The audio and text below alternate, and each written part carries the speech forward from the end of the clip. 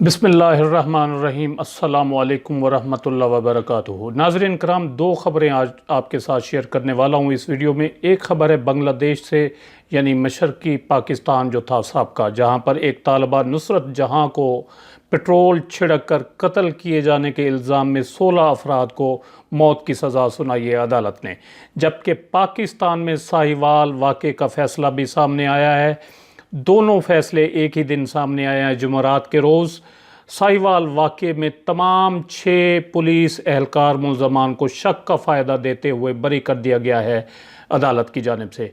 बांग्लादेश वाक़या जो है उसके बारे में थोड़ा सा आपको बताता चलूँ कि इसी साल मार्च 2019 में एक मदरसे की तालिबा ने अपने मदरसे के हेड पर जिनसी तौर पर हरासा करने का इल्ज़ाम आयद किया था अपने हेड टीचर पर, हेड मास्टर पर। हेड मास्टर ने इल्ज़ाम वापस लेने का मुतालबा किया लड़की से, और वापस ना लेने की सूरत में संगीन नताइज की धमकियां दी, और बाद अज़ां उस पर पेट्रोल छिड़क कर उसको आग लगा दी गई, जिससे नुसरत जहां बुरी तरह झुलस गई और बाद में वो जाँ बहक हो गई, अल्लाह को प्यारी होगी। नुसरत जहां को मदरसे की छत पर बुलाकर पेट्रोल छिड़क कर आग लगाई गई, और इस वक़ूए का कोई ऐनी शाहिद नहीं था।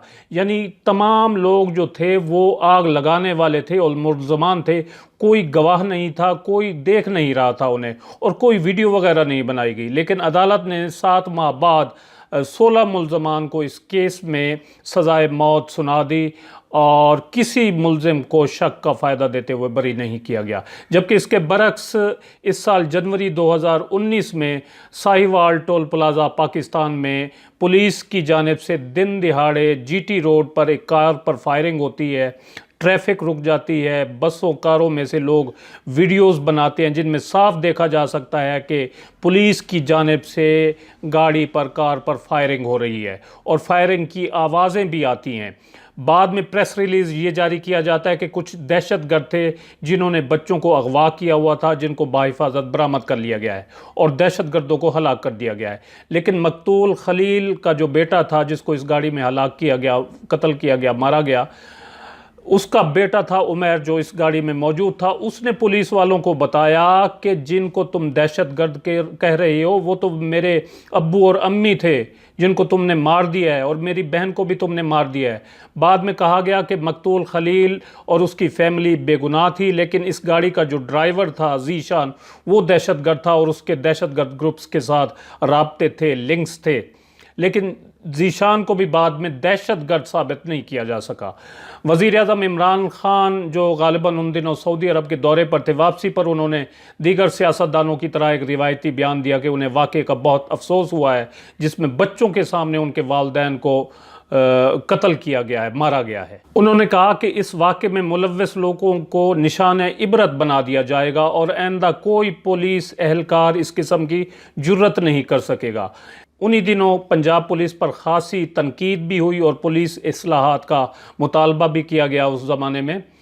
तो शहरयार अफरीदी जो हैं वज़ीर ममलिकत बराए दाखिला अमूर, उसने भी कौमी असम्बली के फ्लोर पर खड़े होकर कहा कि वज़ीर-ए-आज़म इमरान ख़ान और उनकी हुकूमत की ये कमिटमेंट है कि वो CTD के इन एहलकारों को निशान इबरत बनाएंगे, मिसाली सज़ा देंगे, चाहे वो जो कोई भी हो। उन्होंने कहा कि जान अल्लाह को देनी है और मुझे अगर इस्तीफ़ा देना पड़ा तो मैं दूंगा, लेकिन मुल्ज़िमों को सज़ा ज़रूर मिलेगी। आइए आपको थोड़ा सा उनका क्लिप सुनवाते हैं कि उन्होंने कौमी असम्बली के फ्लोर पर क्या कहा था। और सबसे बढ़कर ये कि प्राइम मिनिस्टर साहब और इस गवर्नमेंट की कमिटमेंट है कि चाहे वो जो भी शख्स हो, सिर्फ अभी वो सस्पेंड हुए बिहाइंड द बार्स के CTD के लोग, लेकिन मैंने जान अल्लाह को दे दी है और आज मैं इस ऐवान पे कहूंगा, चाहे मुझे इस ओहदे से इस्तीफा देना क्यों ना पड़े, मैं आज ऑन रिकॉर्ड कह रहा हूं, we will make them an example which the rest of Pakistan will remember for ages इंशाल्लाह। इसके अलावा वज़ीर आला पंजाब जनाब उस्मान बुज़दार ने भी एक JIT तश्कील दी थी वाक़े की तहकीकात करने के लिए, اور اسی طرح لاہور ہائی کورٹ کی جانب سے بھی ایک جوڈیشل کمیشن بنایا گیا تھا۔ JIT اور جوڈیشل کمیشن دونوں نے اس سہیوال واقعے کا ذمہ دار CTD کے اہلکاروں کو قرار دیا تھا، لیکن آج عدالت کی جانب سے ملزموں کو شک کا فائدہ دیتے ہوئے بری کر دیا گیا۔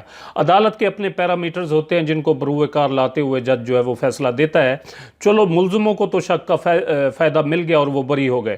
شک کا مطلب یہی ہے نا کہ پتہ نہیں ان ملزموں نے فائرنگ کی بھی ہے یا نہیں کی، لیکن 4 لوگ تو مرے ہیں نا، ان کو کس نے مارا ہے؟ اور ظلم کی انتہا دیکھیں کہ ان 4 بے گناہ لوگوں کو معصوم بچوں کے سامنے مارا گیا، ان کے والد کو، ان کی والدہ کو، اس کی بہن کو بچوں کے سامنے مارا گیا، اور بچے چیختے چلاتے رہے کہ ہمارے پاپا کو، ہماری ماما کو مت مارو، پیسے لے لو، لیکن گولی چلا دی گئی اور 4 بے گناہ جو لوگ ہیں وہ مار دیے گئے۔ اب عدالت نے تو ملزموں کو بری کر دیا شک کا فائدہ دے کر، تو آخر وہ کون لوگ تھے جنہوں نے گولی چلائی؟ کیا وہ ہندوستان سے آئے تھے لوگ بندوقیں اٹھا کر انہوں نے فائرنگ کر دی اور پھر چلے گئے؟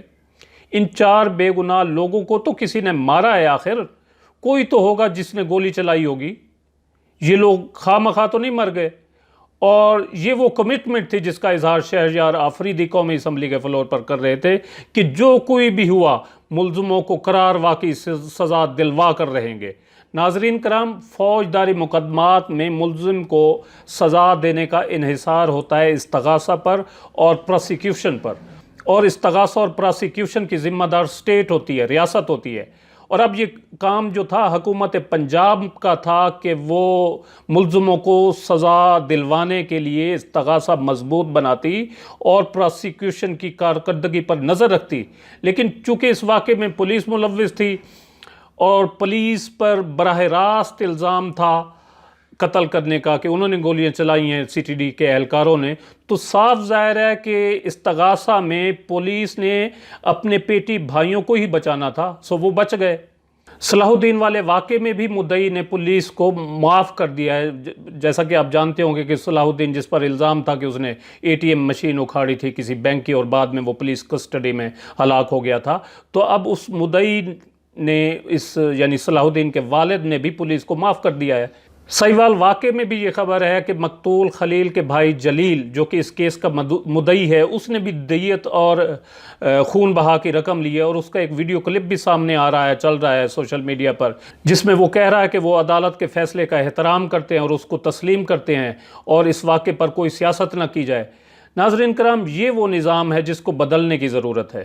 اگر یہ سسٹم نہ بدلا گیا اور اس سسٹم کے تحت 1000 الیکشن بھی ہو جائیں اور ہر بار چاہے عمران خان ہی جیت کر کیوں نہ آ جائے، کیونکہ وہ تبدیلی کا نمائندہ ہے، تبدیلی کا نعرہ لگاتا ہے، لیکن وہ بھی ڈیلیور نہیں کر پائے گا۔ اب عمران خان نے تو کہا تھا کہ ملزموں کو قرار واقعی سزا ملے گی اور دلوائیں گے وہ، تو کیا مل گئی سزا ان ملزموں کو؟ آپ کی اس بارے میں کیا رائے ہے؟ اپنی رائے کا اظہار کمنٹ سیکشن میں ضرور کریں۔ ویڈیو اگر اچھی لگی ہو تو اسے لائک اور شیئر بھی ضرور کر دیں۔ اپنا قیمتی وقت دینے کا بہت بہت شکریہ۔